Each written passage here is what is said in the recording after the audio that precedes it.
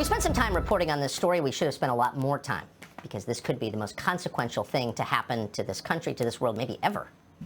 In June, the United States government is set to release a public report on everything it knows about UFOs. Lou Elizondo is the former head of the Advanced Aerospace Threat Identification Program. He's been on the show a number of times. He just spoke to the New York Post about what that report will show. According to Elizondo, we will find an intelligence failure on the part of the U.S. intel community on the level of 9/11. The last time we had an intelligence failure of this country, a major one, which was 9/11, it took us almost 3 years to come up with the 9/11 Commission report. Okay, it takes a long time. Let's just go down the rabbit hole here for a second. Let's just assume this is some sort of adversarial or foreign technology that several decades now has managed to leapfrog us and evade all 18 members of the intelligence community, despite our best human intelligence, signals intelligence, imagery intelligence, yada, yada, yada, yada, right?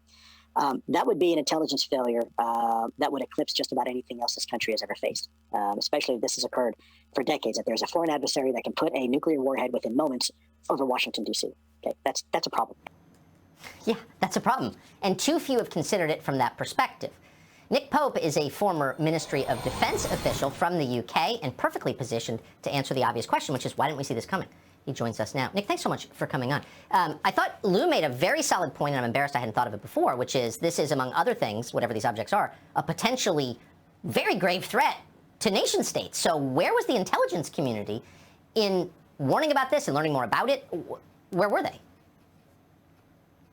Well, that has to be answered, absolutely. I mean, we are under siege. It's like there's a war of nerves going on, and if this was drones belonging to a foreign adversary, there would be an absolute outcry. And yet, the situation we're in, that we don't know what these things are, and they might even be extraterrestrial, that's worse. So I agree with Luis Elizondo on this. This is a potential catastrophic failure of intelligence. And if it happened because skeptical bureaucrats were just saying to themselves, it can't be, therefore it isn't, then there must be a reckoning. So you say, and that is such a great point and nicely put, but you described it as a siege. Give our viewers who don't follow this topic closely a sense of the magnitude of data coming in about these encounters. Yeah, I mean, this is absolutely extraordinary, and every day it seems like new information drops, things that the public and the media weren't told. So, for example, former Director of National Intelligence John Ratcliffe just threw into the conversation the other day the fact that the satellite imagery of all this and some of the speeds being reported seem to blow the theory about foreign drones out of the water. We must be told what's going on here, and we should think of this upcoming report to Congress as an intelligence assessment of the phenomenon itself, and one that's long overdue.